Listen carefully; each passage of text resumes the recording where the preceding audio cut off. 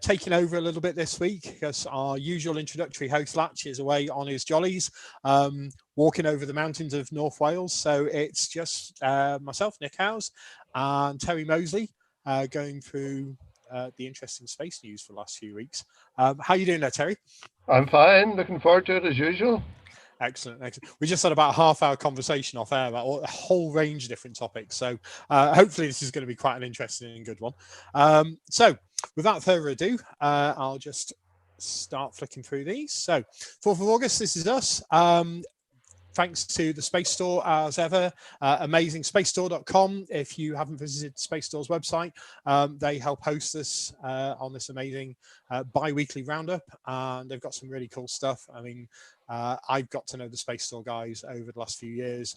Really, really nice crew. Got a fantastic little shop just near the Harwell Space Campus in Didcot. So well worth when lockdown is all kind of eased up for all of you coronavirus fans visiting them.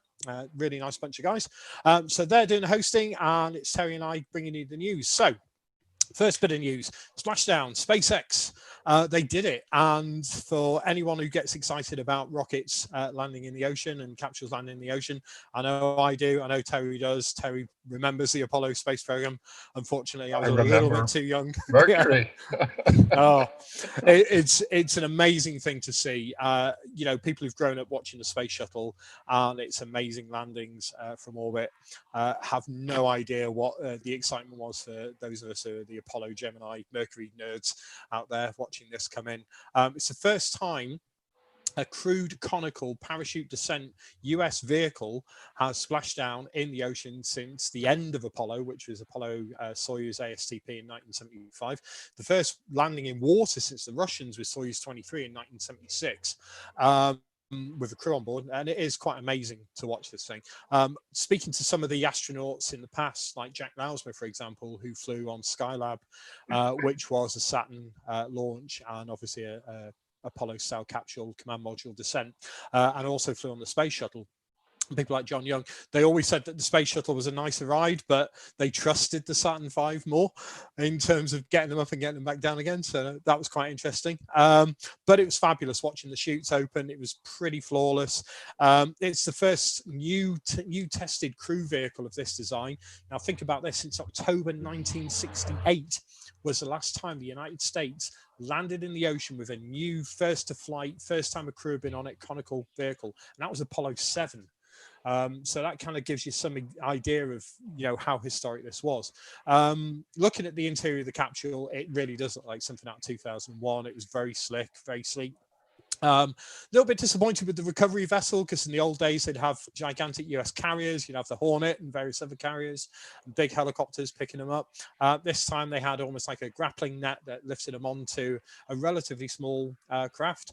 They kept them inside for quite some time. Apparently the crew, Bob and Doug, were sending prank calls while they were bobbing around in the ocean. And I don't want to pass any assertions as to what may have happened, but Bob looked a little bit sick at the end of it. So he said he might have thrown up, who knows.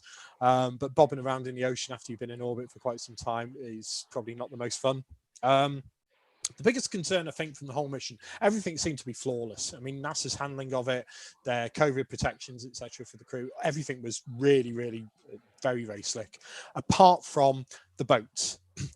When they splashed down in the Gulf of Mexico, NASA and SpaceX had announced their landing coordinates, and that gave them basically free reign to dozens of boats to just go out there and try and take close-up pictures and selfies.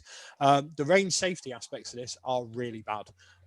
That thing was still leaking nitrogen tetroxide for quite some time after splashdown. You really don't want to be anywhere near the area of a recovery spacecraft anyway. So I think that's going to change for the next mission. There'll probably be much more defined exclusion zones, I would imagine, because don't forget, this thing's coming into the Earth's atmosphere at 17,500 miles an hour.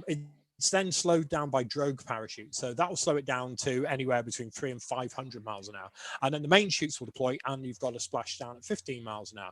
But if any one of those systems fail and you've got a ton of boats in the area, you really don't want this happening. So it's a bit of a lesson for not only NASA and SpaceX, but what's happening now with the UK Space Agency. And we're not doing crew launches from the UK just yet. There's a plan for various spaceports up in Scotland, but the range safety is really, really important. And my company's been banging on about this for quite some time. Just want to highlight it again. Make sure your range safety isn't just the airspace, because the sea space is really, really important as well. It looks like they're going to refurbish this capsule to fly again in early 2021. Terry, what were your thoughts seeing this kind of thing again? Yeah, fantastic. As you say, it brings you back to the Apollo days when this happened last, and we, of course, had a lot of live coverage of that. I think one of the things we need to remember, this was still, strictly speaking, a demonstration flight, Demo 2. And that's why it only had 2 astronauts on board. And even though they spent 64 days up in orbit and did over 1,000 orbits and did some real science, it was still just a demo flight. But now I think NASA will undoubtedly clear them for the full Crew 1 mission, which will be 4 crew. I think this basically was so flawless that there's no reason why they won't certify it. But absolutely fantastic to watch. And, I'd love to be there, basically. It was amazing as well, given the amount of testing that SpaceX have done with this. And obviously the Dragon capsule is a well-used and well-rehearsed vehicle now. But to put a crew on it after so much testing, I think was really good. Because if you look back to the space shuttle, when John Young and Bob Crippen first flew that in 1981, that was a completely untested vehicle, apart from the entry ascent test coming off the back of the 747. There was no kind of launch testing, no return from orbit testing. That was the first time it had ever been flown. And putting a national hero on it, in John Young, somebody who'd obviously been on Apollo 16, that was a big risk. So I think the risk aversion in this case has paid off. Boeing obviously have still got their issues in terms of what they're doing with Starliner, and they're hoping to obviously offer NASA an alternative to this. But yeah, big hats off, for all the issues that SpaceX and Elon Musk has in terms of Starlink and some of his crazy postings of late.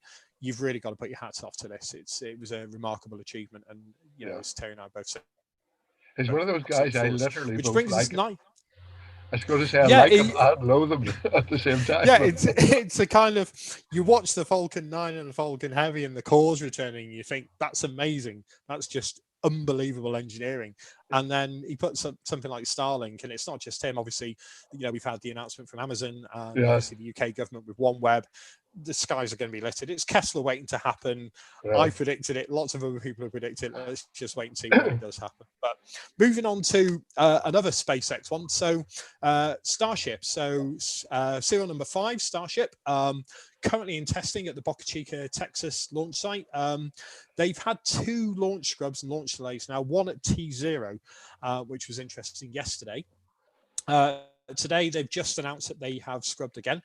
This thing is a full-scale kind of tank test, as it were, aiming to launch up to about 30 meters, move over with the reaction control system, and then descend again. It will be the first time a full-scale hop has been done with the Starship. They did a smaller one late last year, which was really good, up to 150 meters. They've blown up several of these so far, over pressure tests, etc. Been quite interesting, but structure and integrity, obviously they've had some issues with this. The last scrub was yesterday. They had issues with the Raptor engine, but this thing's going to be amazing. The ability of Starship, once it's working, to be able to put 100 tons into orbit is going to be a complete game changer, and it's going to be the first rocket larger than a Saturn V. So it's going to be, I think, 394 feet, so a little bit bigger than Saturn V. Again, Terry, thoughts on this? Yep. This basically is the spaceship that he wants to take people to Mars in, up to 100 people in Mars. So it is a big, brutal thing. Is it 27 Raptor engines? I can't remember. SN27 is a figure in the head. But it was just one relatively small fault. A pump valve apparently didn't open. So the thing shut down automatically. But when this thing takes off, it is going to be absolutely amazing. And his ambition is almost unbelievable, but he's also delivering. Up to now, okay, we didn't get a successful attempt this time. There was an automatic abort, but he's very, very close to it. And for one individual, rather than just the whole of NASA, to attempt to build something that is going to take 100 people to Mars, that's his plan anyway, it's just Yeah, almost and unbelievable. it's very interesting. You talk with the space community, so I get involved in lots of online discussions, and there's an air of skepticism about it. But as you say, he's not failed yet. I mean, Yeah, he's blown stuff up. He's blown up Pad 39A. He's obviously had Falcon descent stages and the cores crash into the ship and crash on the ground. But he just keeps going. And this is the yeah, thing. It's like the early days of NASA. They were blown up stuff at a rate of knots and they just kept going. And this is what's needed if you want to make commercial space really viable from an economic standpoint, from a scientific standpoint. What he's doing is the right approach. There's a measured approach, obviously, where you got the likes of Jeff Bezos, who's taken a very much more measured, kind of slow approach to it. There's no harm in that at all. It's got a lot of merit, but you've got to admire Musk.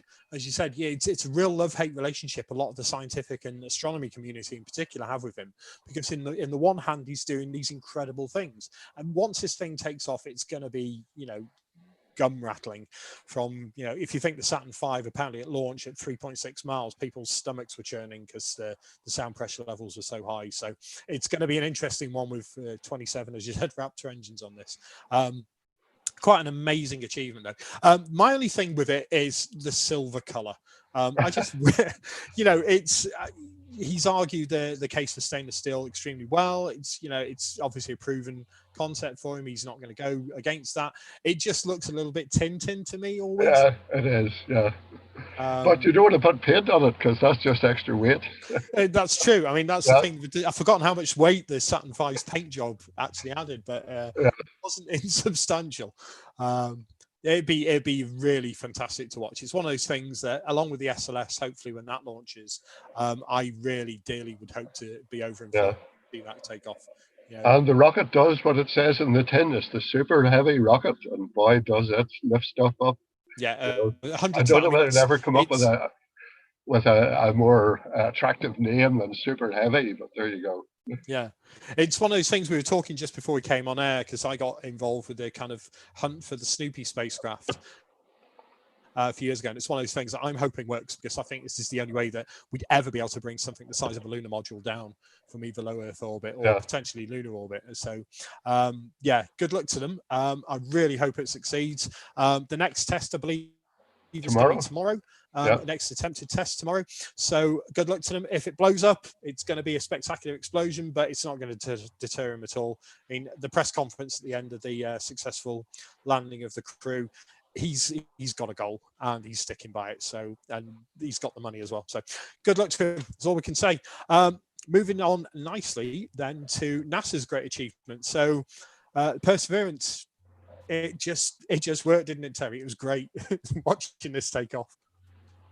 yeah. We're finding basically now these things are just going like clockwork. I mean, they have one or two hiccups along the way, but you're no longer really surprised whenever they get a success. And this one, like the SpaceX launch and the recovery, just was flawless. I know they had a slight hiccup on the transfer to Mars when they lost communication for a while and it went into safe mode, but it's out of that now. So you're tempted to say you're biting your fingernails when you're watching, but at the same time you're thinking, yeah, this should go. They have a pretty good record, and there are three spacecraft now on their way to Mars, and it's going to be very, very interesting February next year when they all arrive, and we hope they all make successful ends to the mission. Well, that's it. We've got the UAE's first Mars mission, which is quite incredible. Very low cost achievement if they get there, and fingers crossed for them. Obviously, Tianwen-1, which is the Chinese multi-rover sent vehicle, lander, and orbiter, which again will be a remarkable achievement because it'll be China's first real attempt. I mean, they had one a few years ago on a Russian on the Phobos Grunt mission, which obviously didn't succeed, but this is their first real attempt at landing on Mars. So again, best of luck to them. With Perseverance, obviously, they're going with the Sky Crane. It's a proven technology, but an extremely risky technology nonetheless. They've still got to go through the, in inverted commas, 7 minutes of terror. And it's interesting with that because of the light transfer time and the comms transfer time. It will actually be on the surface before they even get through the 7 minutes of terror. But the thing I love about NASA as well with these missions is that, unlike, say, the European Space Agency with Rosetta, and they were extremely protective over all of the image data, and I think they missed a trick there. It was a great mission. The orbital dynamics on Rosetta were incredible. The Philae mission, although it bounced, didn't exactly do everything it was designed to, was still a really amazing achievement, because trying to land on a comet, this isn't Bruce Willis, this is really, really hard. But their image policy, they got a lot of criticism for, because they had this kind of agreement where they weren't going to release the high resolution images, that the scientists were going to get hold of them in advance. Whereas NASA, publicly funded body, they release the images literally within 24 to 48 hours normally of them getting them. And they're open to the entire scientific and non-scientific community. So lots of people put together their own panoramic images. There'll be so much data coming out of this thing, between obviously the helicopter that they're hoping to deploy as well, and some of the aerial shots that's going to provide, which will assist the rover in its kind of traverses around the red planet. Obviously the drills, the scientific instrumentation on the rover itself, and don't forget this rover is the size of a car, and as a nuclear power source, it's designed to last for 10 years. So, and it's a lot faster than previous rovers, and the autonomous and the AI system on it is a lot more sophisticated. So this thing's going to be going some, and its landing site Jezero Crater, I think, is going to be amazing. If we could potentially prove to some extent that life did exist on Mars at some point in the past, this is going to be a game-changing mission. And obviously, the European Space Agency's got a 2-year delay now due to various issues, which we won't go into. The politics of that are quite interesting. I've talked to people at Easter about it, and they're kind of grinning with gritted teeth at NASA's achievement, because obviously they'd like to be on the way as well. It's a real shame that they're not, but it's one of those things that coast phase now for about 6-7 months until it gets there. February the 18th, they're aiming to land. I know I'm going to be staying up, watching that no matter what time they eventually go in. I don't know about you, Terry, but it's one of those things. Yeah, it's definitely worth watching. And the last time in 2012, they had images back within like a few seconds of touchdown. It was amazing. They were low resolution, but just, I love it. Yeah, of course, it's going to be a lot further away then than it is now. They're launching whenever Mars is relatively close. But it's, as you say, it'll be February of next year before they get there. So it'll be a long, long journey getting there. But it's such an ambitious mission, not only the helicopter, but to go and collect samples and to store them, and to then plan to have them retrieved by a later mission and brought back to Earth. That's incredibly ambitious, but it's very, very important, because you can't really get the final answers about the rocks of Mars and the minerals and whatever else might be in them until you get them back in the lab on Earth. And that really is, to me, the most important part of this mission. The helicopter's a very nice idea. If it works, it'll send some amazing images back. But when you actually get those samples back, that is when the science really starts. Oh, absolutely. Couldn't agree more. I mean, 2026, they're aiming to hopefully get the second rovers with the collect capability to collect the canisters that this one's going to be putting the samples into. And then the aim is 2031 to 2032 to get those samples back. So this is a combined NASA ESA mission, where European Space Agency are going to be providing an orbiter around Mars, which is essentially going to capture the MAV. So if you've watched the movie The Martian, where you've got the Mars Ascent Vehicle, there's going to be a miniaturized version of that, essentially, taking off with these samples in a canister. That's going to go into Mars orbit and then be captured in orbit by a European Space Agency craft, which is then going to perform a sufficient burn to get it back to Earth. That will then go into low Earth orbit, and then they'll drop that for recovery, hopefully in the US, in the desert regions of the US, sometime in 2031, 2032. What's interesting as well, there's a huge amount of UK involvement in this. So there's companies, especially in Northern Ireland as well, Thales Alenia, who are one of the big space corporations based out of Northern Ireland. They're heavily involved in some of the work concerning the sample return side. So there's a lot of British involvement in this. It's going to be really exciting. And it's a great thing to see, again, much like the Cassini-Huygens mission with Titan.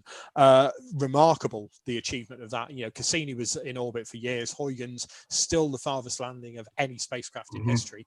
And remarkable cross collaboration between the European Space Agency and NASA. So again, long may that kind of continue. Which brings us neatly on to our friends in Putin land. So This one kind of flagged up on my radar because nature of my day job, I work for a defense company, working in the space section. And when we heard about this, it was like, ooh, what's going on here? So Russia last year launched a satellite, or a couple of satellites, Cosmos 2543, 2542. They've already had some satellites in orbit that are causing a lot of consternation in the US Department of Defense and various other agencies.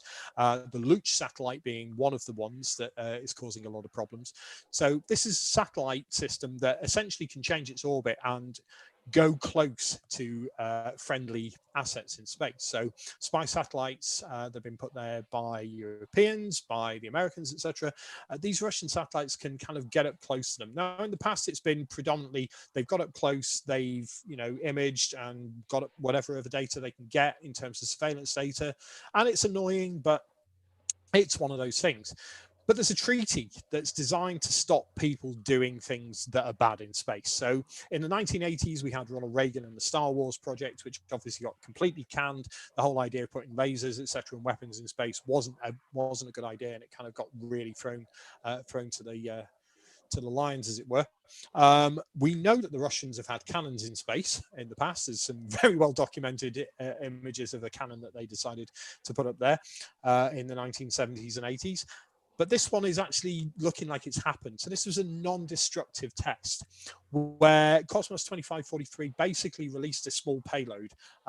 There's I think it's 45913, I've forgotten the exact number of it, but essentially the small payload came out at very high velocity.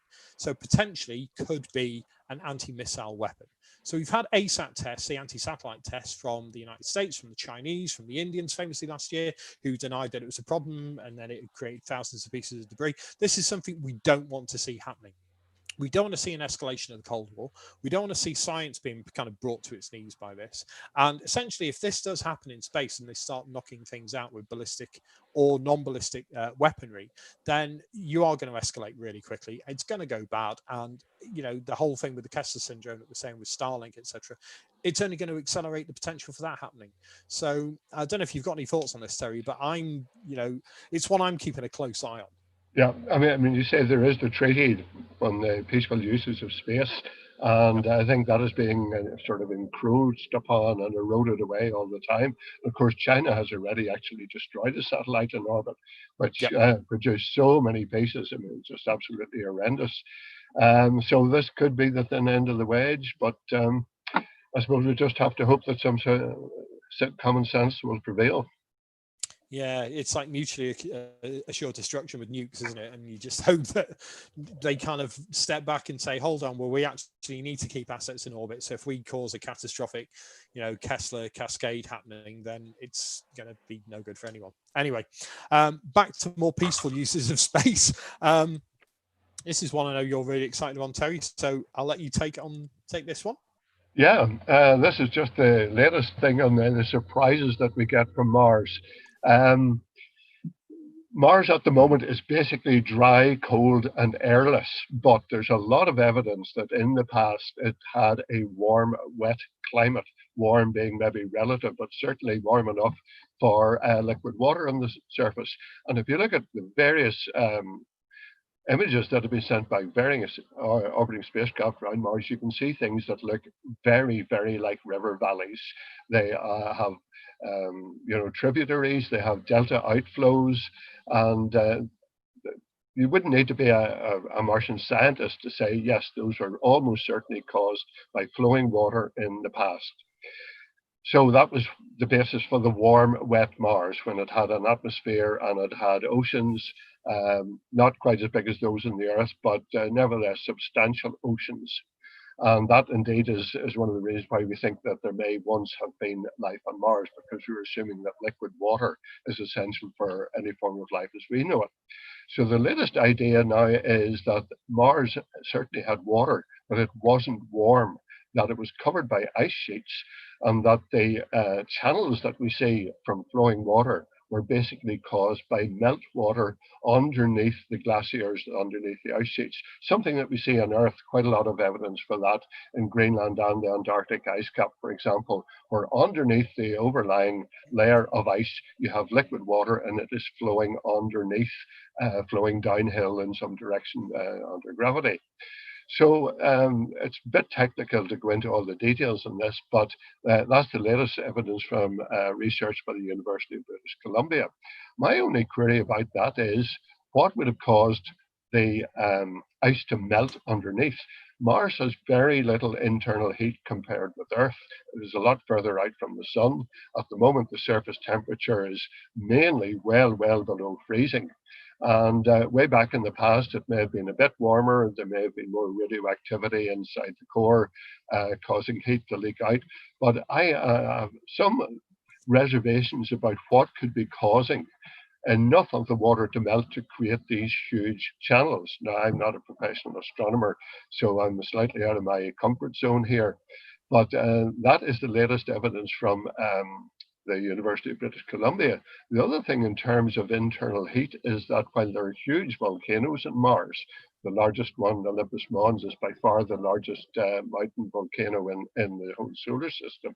They're all clustered together in one area, and there's no evidence of any significant volcanic activity elsewhere on Mars.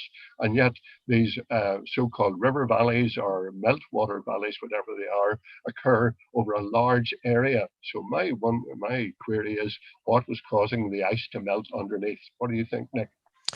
I mean, potentially past volcanic activity obviously would have increased the amount of atmospheric dust, etc. So potentially that could have caused the warming effect, possibly sufficient enough, but it would need really to be subsurface heating. Yeah, it's the subsurface action. So, I mean, it's an interesting one because you've obviously got glacial activity. You've got these flow channels, subsurface flow channels occurring. Who knows? This is, again, one of the great mysteries of Mars. And I think whilst we are sending lots of robotic spacecraft there, Perseverance, MSL still there, obviously Spirit and Opportunity were there for decades. Hopefully the Chinese mission is going to be there very soon. I think until we get boots on the ground, we're really not going to know these answers. It's going to be one of those mid-2030s, hopefully, when NASA's plans to send people to Mars and we have geologists and scientists. We're not talking about SpaceX with, dumping 100 tourists on Mars. We're talking about real science here. Which I think needs to happen before we send anyone else to Mars. So I think it's one of those, having aerial capability, the Perseverance rover, having the helicopter, it's a proof of concept. If that works, they're going to send bigger and bigger. The good thing about it is that ice, if that was the case, would have actually provided quite a bit of protection. If there was any primitive life underneath, it would provide a large degree of protection from both solar and cosmic radiation. So in some ways it would be a good thing, but we'll just have to wait and see. Yeah, and you only have to look at some of the discoveries that have been made in the Antarctic regions and all over the Earth in these extreme environments to show that life can persist. There was a really interesting paper I was reading this week about some bacteria that have been discovered in sediment, subsurface sediment in the oceans, which they think was dating back potentially 100 million years, and they managed to revive it. So it's one of those things that if life ever did get a grip, could it still be there? There's something creating the methane. There's a whole discussion going on at the moment about the detection or non-detection of methane from both orbit with the Trace Gas Orbiter, saying that they're not getting it, but it could be being masked by ozone and other things. It's all really, really interesting. Mars is one of those things that it's never going to stop fascinating everybody, I don't think. So onwards and upwards with that one. Yeah. Bit closer to home. Chang'e 4, they have been roving again, so back into kind of lunar daytime, as it were, and delivering some stunning pictures. And this is what I love about science. You look at what the Russians were doing with their anti-satellite testing, not good. This is, essentially the US's big nemesis in terms of geopolitical issues at the moment. But the science that they're delivering from the moon, the quality of the images is amazing. And this is the kind of thing we're hopefully looking forward to when Artemis, etc., lands hopefully in a not too distant future and we get humans back on the moon. But what they're doing with the rover is really quite astonishing. The ground penetrating radar is showing this multi-depositional layer on the lunar far side, the U2 rover there, you can see in the image. Really fantastic. The fact that they've also detected impact melt glass, which is something that was picked up on Apollo 17, the famous "It's orange soil" quote from Gene Cernan and Jack Schmitt on Apollo 17, when they saw these kind of spherical glass nodules, as it were. But the ground penetrating radar alone is really providing some incredibly interesting science, and I love the fact that China is sharing this. And the relay system as well. The fact that they've got this amazing relay from the far side working so well, I think it's got to be applauded. Terry, thoughts? Yeah, it's a milestone, because this is actually the shutdown was up to the end of the 20th lunar day for the Chang'e mission. And of course, a lunar day is basically a month. It's 27.5 days. Our month, as we see the moon from Earth, is 29.5 days, but we're not going into the reasons for the difference. But basically, it has about 14 days of daylight when it can operate with daylight and some heat. It has to shut down completely during the lunar night, which again is almost 14 of our days long. And you might wonder why the lunar far side. Well, it literally is the far side, not the dark side of the moon, with apologies to Pink Floyd, it's the far side. And with the exception of a small amount of libration, it's the side of the moon that we never ever see from Earth. Okay, the orbiters have gone around and imaged it and so on, and we know that it's a bit different from the near side.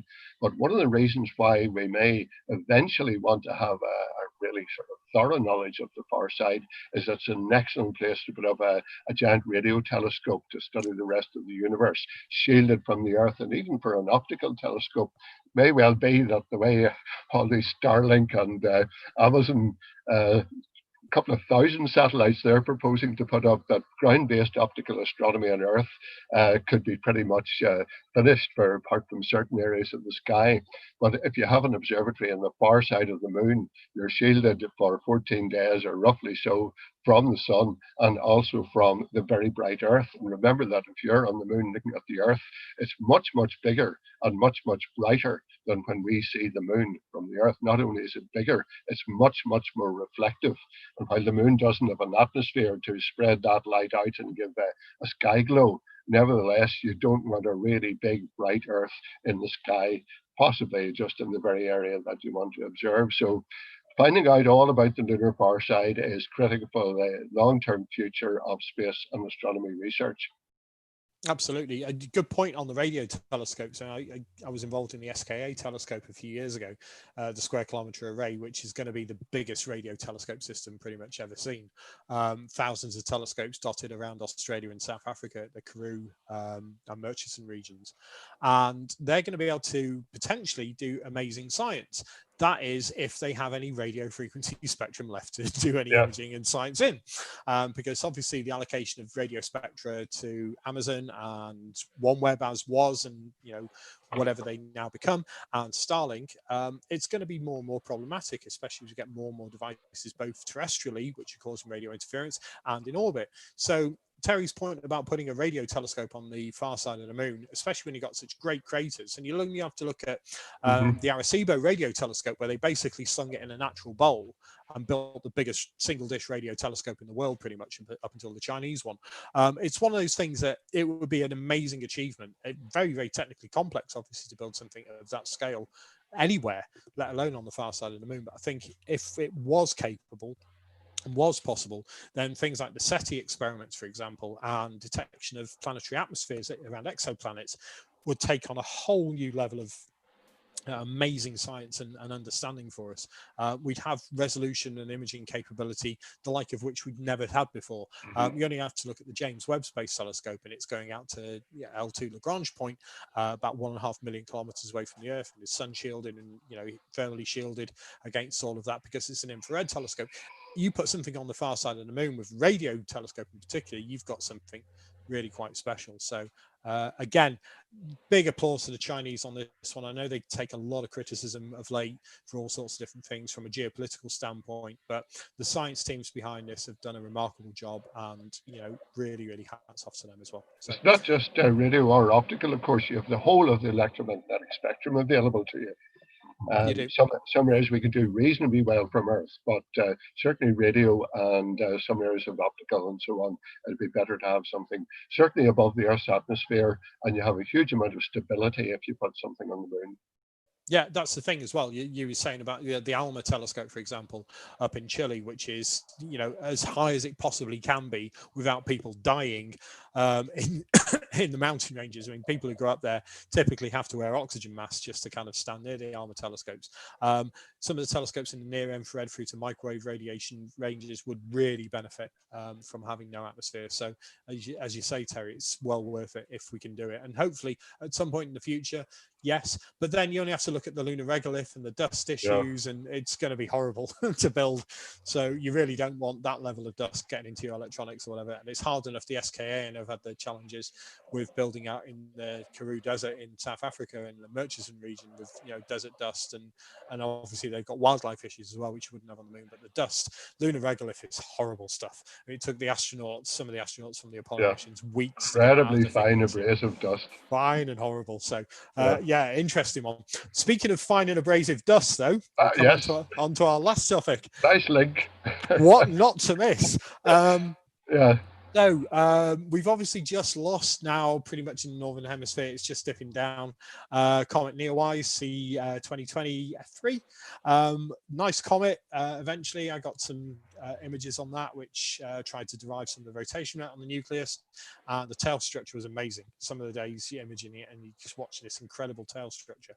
There were some fantastic pictures put on the internet from thousands of people while it was kind of naked eye visible. So that's kind of, we're losing that now. Anyone who's listening in the Southern Hemisphere, it's all yours. Go and enjoy it. It's a fab little comet. It's probably the best one since Hale-Bopp in '97. For the Northern Hemisphere in particular, obviously there's been a few of the Lovejoy and a few other comets that the Southern Hemisphere have had spectacular views of. But for us in the Northern Hemisphere, it was a great one. But Terry's favourite thing of this time of year is coming up, and that is, Terry? Yes, the Perseid meteor shower is probably the second best shower of the year, but has the advantage of being on nice warm August nights rather than the cold nights of December. And we're just coming up to the maximum of the shower on the night of August the 11th to 12th. We have full moon at the moment, and that's not too good. You still might see some Perseids. I mean, the shower is active at the moment, but it's building up towards the maximum in about a week's time. So whenever the moon is out of the way, that's the best time to look. And they're basically shooting stars. That was the link from the dust, little particles of dust that come from comets. And this particular shower is a very reliable one. It runs basically from the beginning of August up until about roughly the 18th, 19th, 20th, maximum on the night of the 11th to 12th. Look before the moon is in the sky, and look anywhere in the sky, but to make sure that what you see is a Perseid meteor. If you trace the track back again, if it goes to the constellation of Perseus in the Milky Way, then that's what defines it being a Perseid meteor. If you get a really dark sight and a really good unobstructed horizon and let your eyes dark adapt totally, you could be seeing on average 1 meteor every minute or so. In exceptional conditions, you get more than that. Absolutely free. You don't need a telescope. You don't need binoculars. All you need is a good view of a clear sky and your own eyes. Wrap up warm and enjoy the show. Celestial fireworks. Absolutely. In previous years, what I'd recommend, get a deck chair, get yourself a nice warm coat, because even if it's the summer months and you may think it's warm, you will get cold quite quickly.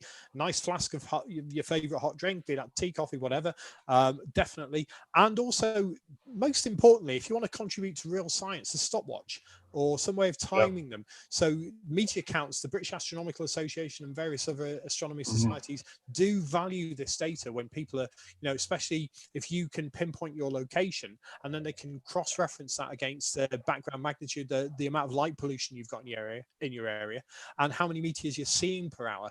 And it's really, really important. It's a great fun thing to do with kids as well. In the last few weeks, I can just a little quick plug for something I bought myself.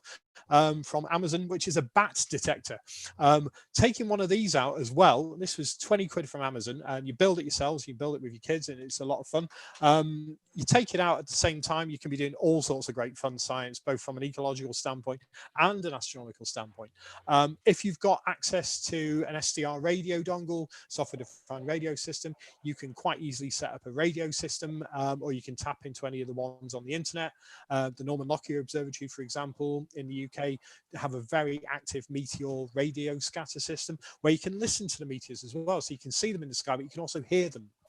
So when they hit the atmosphere, they create a kind of ionization effect, which can be picked up by radio systems. So old-fashioned radio transmitters over the horizon, they kind of bounce this radio wave back onto your long-range radio receivers or shortwave radio receiver, and you can listen into them. And it's really fascinating. So even if it's cloudy, you can still listen to these meteor showers. And you can do that all through the year, but during a big meteor shower like the Perseids, which is typically a good one, it's well worth doing. As Terry said, it's just so much fun. It's free as well. So the other thing is, sorry, you can image them quite well with a modern digital SLR camera. Your smartphone isn't quite so good because you never know where in the sky a meteor is going to appear. So if you see one and try and point the camera at it and photograph it, you're too late, it's gone.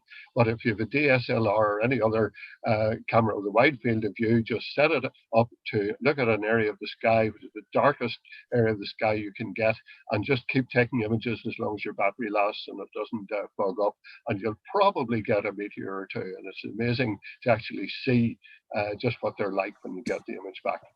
Yeah, again, kind of plug in. I've done this with a Canon camera, but any digital SLR is fine. You can get remote control systems from eBay, from Amazon, where you don't have to touch the camera. And again, just sitting in a deck chair, and you can just keep clicking away, moving the camera if you need to between images. But typically, I'd open up the shutter for about 60 seconds, maybe 2 minutes at a time. You're going to get some star trails, which is fun anyway and nice to see. But again, you will see, hopefully, I say you will see, most people do see at least one or two, even in a relatively light polluted area. But if you can get to a good dark sky, pointing the camera up, getting a nice wide field of view lens on it, you don't need a telescope. You really want to go as wide as possible. Some of the modern camera phones have got low light mode, have got long exposure capability. So it may be worth getting one of those with a specialized mount or grip. It's worth getting a tripod though. Trying to do this handheld is never good. Even these very cheap little, what they call gorilla tripods, which is almost like a little plastic spider that you can set on the grass. One of those, point the camera up at the sky, just keep clicking away. If you don't have access to a remote control, most cameras in manual mode have the ability to open up the shutter for 30 seconds, and you can set a timer as well. So you can set the timer to delay each exposure by 5 seconds, just to allow the camera to stop vibrating after you've touched it. The shutter will open for 30 seconds. Keep doing that. It's not as much fun as doing it with remote control, where you can literally just sit in your thing and listen to the radio or whatever you want to do while you're watching the skies. But definitely, it's one of those fun things that comes around a few times each year. But the Perseids is a great one, as Terry said, because it's the middle of summer and it's nice and warm, hopefully. So. And one of the good things at the moment, you'll probably get a few satellite trails, but you're not going to get quite so many aircraft trails because there's just not so many aircraft flying at the moment. So it's an ill wind that blows nobody good. Absolutely. You might get a few Starlinks in there.